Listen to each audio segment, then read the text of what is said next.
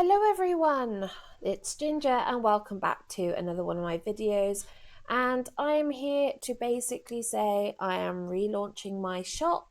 It's been a long time coming and I know that I really have put absolutely zero effort into it previously, so I thought, you know what, for you guys and for anyone else that's interested, I really need to get around to updating it. So I'm mostly focusing on the print side for this, because a lot of you are kind of working through some of my videos, making paintings yourselves, and I know that some of you would really like a copy of some of the original paintings from those videos. I have not put up any prints for some of my main original artwork, and the reason for that is a lot of the pieces that I want to put up for prints are actually going into exhibitions that require you to not have them anywhere else for sale, including prints, which I totally understand the rules for that, and I will make those available as and when they come in and out of exhibitions. So there'll be more for that coming up soon, along with my illustration work as well. I'm only putting up 3 of my current illustrations, and that's because these are the 3 that I really like at the moment, and I think you guys will like them too. So I will show you some of the pieces that we're doing, some of the favorites that you guys like, including this one, which is the Whispers of the Forest video. I know a few of you have attempted this and really enjoy this one, and it's a really lovely piece. I'm really happy with it. So I've created a couple of different sizes for this one. The original painting isn't that big, so I don't want to upscale it too much that you lose the beauty of the kind of sharp scratchiness of some of the grasses that I've created within this painting. So I've kept it relatively small. Also, if you're like me, you don't have a lot of wall space, so you don't really want to be having massive. And also for those that are budget conscious as well, I am printing these from home on a professional inkjet printer, on quality Glycé archival paper. So they are archival, they are light fast, so they're great. And this one came out really lovely. I've got a couple of other classic favorites for you guys as well. My Romantic Roses, which is a personal favorite of mine, and I really love this one. My Field of Lupins, that one as well. We've got a favorite of everybody's, it seems, this one. It seems quite a few of you have had a go at attempting this one. I know there's a few artists out there that paints Queen Anne's lace, or as we call it, cow parsley here, because, you know, why should we call it something fun and beautiful? Why not call it something a little odd? But it is a really great painting, and there's a couple of different sizes for this one as well. My really beautiful, and I love this one, my daisies. Hopefully you guys can see that well. So that's another really nice one that I like, and it's come out really well. My desert as well. There's another one. Just love the yellows and greens of my summer desert on this one. Who knew deserts could bloom? So there's this one as well. And then to my illustrations. Now, you guys haven't seen much of my illustration work. I haven't really done any videos on it. If you are interested in seeing videos of my illustration work, please leave it in the comments below, and I'll see what I can do about maybe filming some of that for you guys.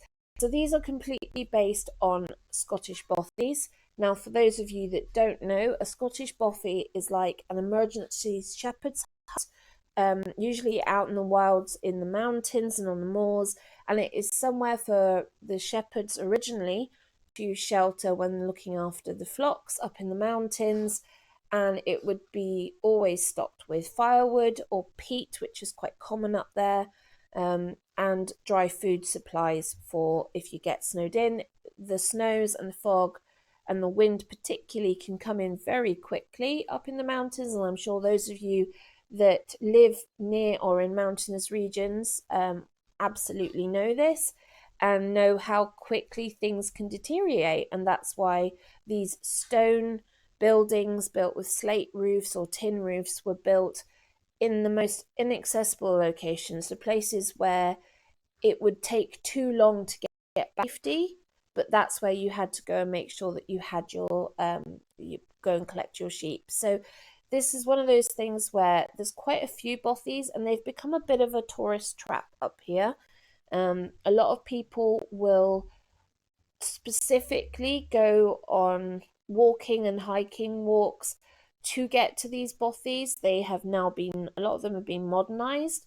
So, well, modernized in the sense that they are now managed by a lot of them by National Trust or the estate that they're on, and therefore they are continuously stocked because obviously they've gone out of use as shepherd's huts a long time ago.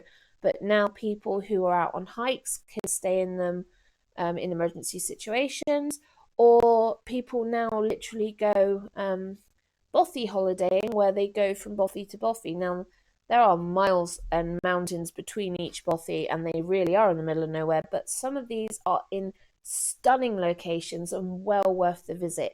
There is a map, I'll put a link in the description below, showing all the bothies in Wales and Scotland. And most of my illustrations are ones that are relatively close to me and that I know, two of which are on the Athol estate, of which I've done some work with them.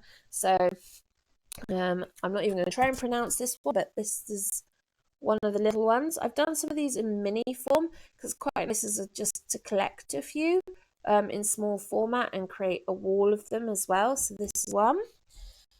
This is a recent one that I did. This is the Taff Hotel one. Bring that a little bit closer.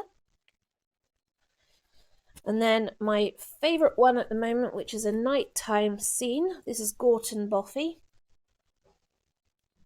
which is on the Blackford estate. So absolutely gorgeous. Love the colours on these. They're really, really pretty. Let me bring it closer. Closer.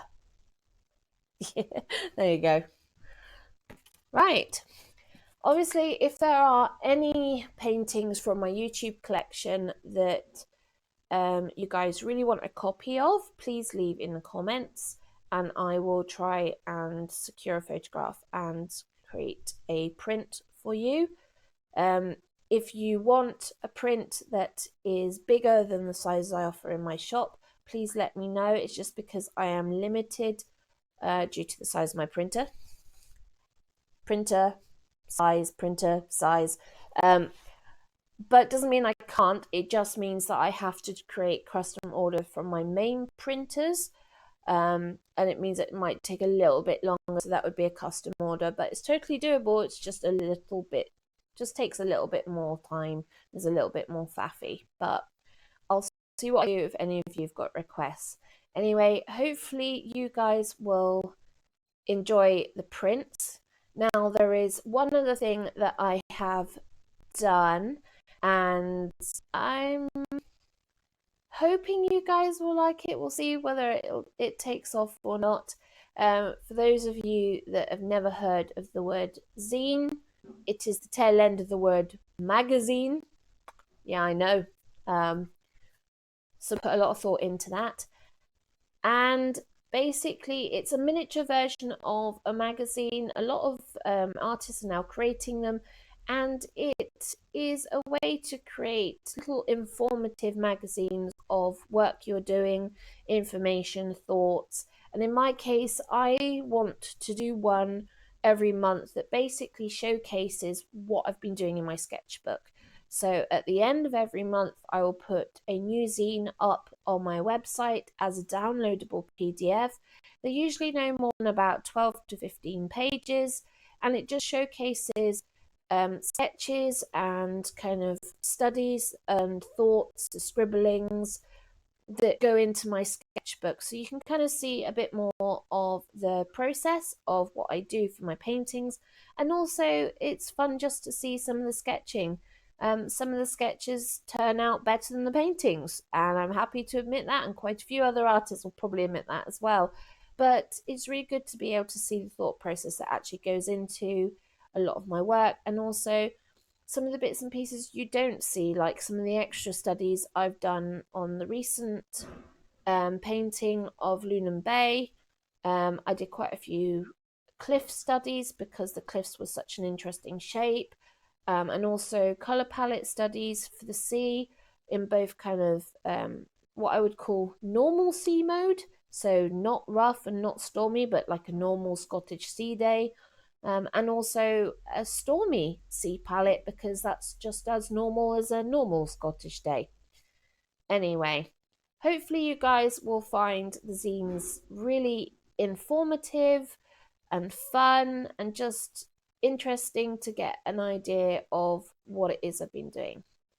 So hopefully you guys will have a nosy at the shop and see what you think. I'd love to hear any comments or feedback. Feel free to drop me a line from the comment form on the site or just comment on this video. Anyway, I'll leave it there because I don't want to really ramble on because that gets too much. And I will see you all soon for another video. Ta-ta for now.